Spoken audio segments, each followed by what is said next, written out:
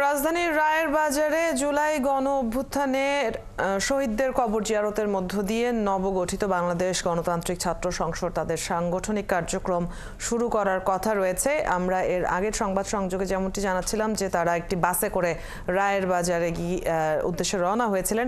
এই মুহূর্তের খবরাখবর জেনে নেব সহকর্মী মাইনুল মারুফের কাছ থেকে।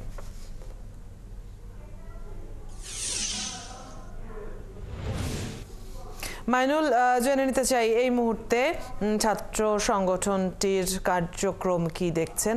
আপনি জানাচ্ছিলেন রায়ের বাজার তারা রওনা হয়েছেন, ইতিমধ্যেই পৌঁছে গেছেন কিনা, কি পরিস্থিতি সেখানে?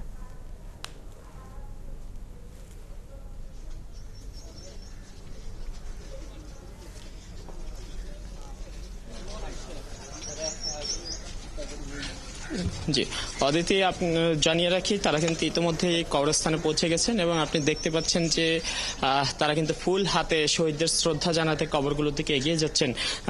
বলে রাখি যে জুলাই অভ্যুত্থানে বেশ কয়েকজন শহীদকে কিন্তু এখানে দাফন করা হয় রায়েরবাজার কবরস্থানে। শুধু যে চিহ্নিত করা গেছে এমনই না, অজ্ঞাত অনেক শহীদের লাশও কিন্তু এখানে দাফন করার কথা শোনা যায় এবং সেই সকল অজ্ঞাত চিহ্নিত করা হয়েছে। সকল শহীদদের প্রতি শ্রদ্ধা জানাতেই কিন্তু রায়েরবাজার কবরস্থানে এসেছেন এই নতুন দলের শিক্ষার্থীরা এবং তারা বলছিলেন যে তারা একটি নতুন রাজনৈতিক ধারা সৃষ্টি করতে চান, সেই ধারা সৃষ্টির লক্ষ্যেই তারা কাজ করবে এবং আজকে থেকেই তাদের সেই রাজনীতির প্রথম ধাপ শুরু এবং শ্রদ্ধা জানানোর মধ্য দিয়ে তারা এগিয়ে নিতে চান বাকি তাদের কার্যক্রম।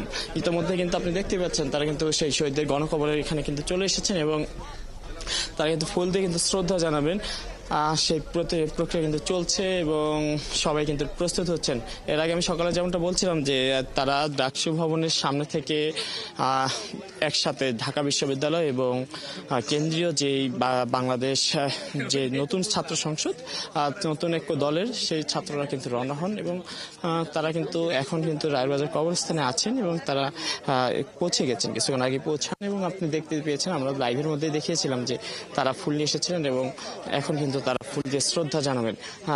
আমি যদি বলে রাখি যে কয়েকদিন আগে কিন্তু বাংলাদেশ গণতান্ত্রিক ছাত্র সংসদের কমিটি কিন্তু দেয়া হয় এবং সেই কমিটি দেওয়ার পর এই প্রথম কিন্তু তাদের কোনো কর্মসূচি এবং এই শহীদদের প্রতি শ্রদ্ধা জানানোর এই কর্মসূচির মধ্য দিয়েই কিন্তু মূলত তাদের যে দলীয় কাজ তা কিন্তু শুরু হলো এবং আপনারা দেখেছি যে জাতীয় নাগরিক পার্টির কিন্তু ছাত্র সংসদ হিসেবে তারা কিন্তু নাগরিক পার্টির যে আসার আগেই কিন্তু তাদের কমিটি দেওয়া হয় এবং তারা আত্মপ্রকাশ করেন এবং নাগরিক পার্টি গতকাল আত্মপ্রকাশ করেন এবং তারপরে কিন্তু আজ কিন্তু তারা কিন্তু তাদের প্রথম কর্মসূচি ছাত্রদের